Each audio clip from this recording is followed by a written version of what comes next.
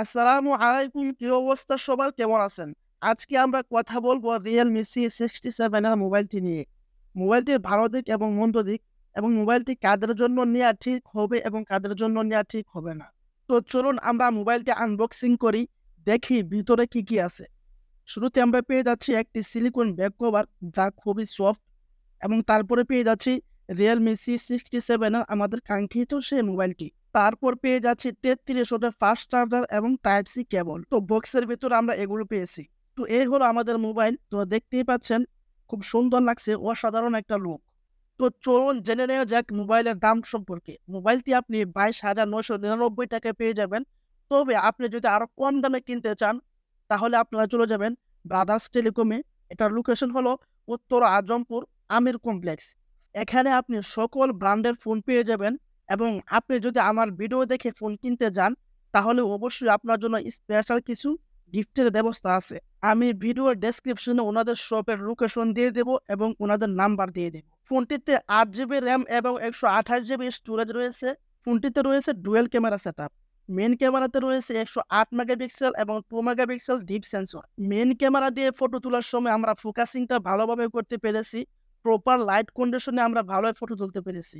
তাছাড়া আমরা ফোনটা দিয়ে জুম করে ফটো তুলেছি। জুম করে ফটো তোলার ক্ষেত্রে ডিটেলসের ঘাটতি পেয়েছি, এবং নর্মাল ফটোগুলোর চেয়ে এগুলোতে ব্রাইটের পরিমাণ বেশি পেয়েছি। তো ক্যামেরাতে তেমন আহামরি খুব ভালো কিছু এরকম কোনো কিছু দেখতে পাচ্ছি না। ফোনটির মেন ক্যামেরা দিয়ে আপনি 100 টিপি রেজুলেশনে 30 FPS এর ভিডিও শ্যুট করতে পারবেন। আমরা কিন্তু এখানে 2K রেজুলেশনে 60 FPS এর ভিডিও শ্যুট করার মতো এই বাজেট অনুযায়ী আমরা কিন্তু এটা রিজার্ভ করি। এই ফোনের মেন ক্যামেরা দিয়ে ভিডিও করার সময় আমরা একটা ভালো দিক পেয়েছি। ভিডিও করার সময় ভিডিও স্টেবলটা খুব ভালোই ছিল। তো এই দিকটা আমার কাছে খুব ভালো লেগেছে। স্টেবিলাইজিং সিস্টেমটা ভালোই এই বাজেট অনুযায়ী। ফোনটির সেলফি ক্যামেরাতে ব্যবহার করা হয়েছে 8 মেগাপিক্সেল। মানে 30,000 টাকা বাজেটের ফোনে মাত্র 8 মেগাপিক্সেল, মানে এটা কি মানা যায় ভাই? তো সেলফি ক্যামেরা দিয়ে সেলফি তোলার সময় প্রপার লাইট কন্ডিশন ভালো থাকলে ফটোগুলো ভালোই আসছে, খারাপ না। তবে এখানে যদি লাইটিং একটু ইস্যু থাকে, তাহলে কিন্তু ক্যামেরা হজাবর লাগিয়ে দেয়, মানে ফটোর কোয়ালিটি ভালো থাকে না। ফোনটির ব্যাটারিতে আপনি পেয়ে যাবেন 5000 mAh এর বিগ ব্যাটারি, এবং চার্জার হিসেবে পেয়ে যাবেন 33 ওয়াটের ফাস্ট চার্জার। তো 33 ওয়াটের ফাস্ট চার্জার দিয়ে আপনার চার্জ করতে অ্যারাউন্ড আপনার 1 ঘন্টা 5 থেকে 10 মিনিট সময় লাগবে। ফোনটিতে ব্যবহার করা হয়েছে ডুয়েল স্পিকার। তো ডুয়েল স্পিকার ব্যবহার করাতে ফোনটির সাউন্ড কোয়ালিটি আমার কাছে খুবই ভালো লেগেছে। সাউন্ড নিয়ে আমার কোনো কমপ্লেন নেই।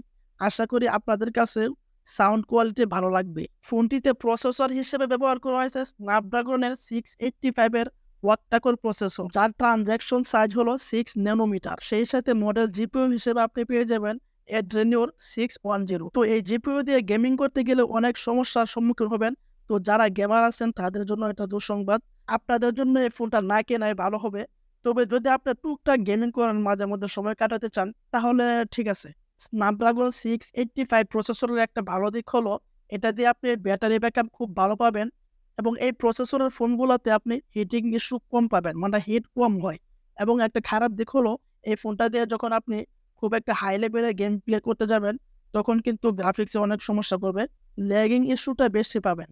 ফোনটির ডান পাশ দিয়ে রয়েছে ভলিউম বাটন এবং পাওয়ার বাটন, এবং পাওয়ার বাটনে ব্যবহার করা হয়েছে সাইড মাউন্টেড ফিঙ্গারপ্রিন্ট সেন্সর। ফোনটির বাম পাশ দিয়ে রয়েছে সিম স্লট। তো আপনি 2টি সিম এবং একটি এক্সট্রা মেমোরি কার্ড ইউজ করতে পারবেন 1 টেরাবাইট পর্যন্ত। ফোনটির উপরের পাশ দিয়ে রয়েছে একটি স্পিকার, এবং নিচের সাইড দিয়ে রয়েছে main speaker, type C cable, charging point, 3.5 earphone jack এবং মাইক্রোফোন।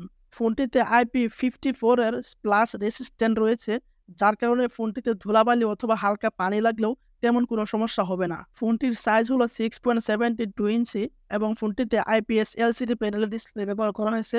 সাথে রয়েছে 19 হার্জ রিফ্রেশ। ফোনটির ডিসপ্লে রেজলিউশন হলো 1080x2400 পিক্সেলস, এবং পিপিআই হিসেবে আপনি পেয়ে যাবেন 392 পিপিআই, এবং আপনি 1000 নিটসের স্পিক ব্রাইটনেস পেয়ে যাবেন। তো আউটডোরে ইউজ করতে গেলে তেমন কোনো প্যারা খেতে হবে না, মোটামুটি ভালোই চলবে। তো এখন কথা বলি ফোনটি কাদের জন্য নেওয়া ঠিক হবে। যারা মূলত একটু ভিডিও দেখতে পছন্দ করেন এবং ক্যামেরা একটু ভালো কোয়ালিটি চাচ্ছেন, তাদের জন্য এই ফোনটা ঠিক আছে। এবং যারা একটু ব্যাটারি ব্যাকআপ ভালো চাচ্ছেন, তাদের জন্য এই ফোনটা নেওয়া ঠিক হবে। তো যারা হেভি গেমার আছেন, তাদের জন্য এই ফোনটা নেওয়া মোটেও ঠিক হবে না, কারণ এটাতে কোনো গেমিং প্রসেসর ইউজ করা হয় নাই। তো এই ছিল আমার আজকের ভিডিওটা যদি ভালো লাগে তাহলে অবশ্যই লাইক, কমেন্ট এবং সাবস্ক্রাইব করবেন। ধন্যবাদ সবাইকে।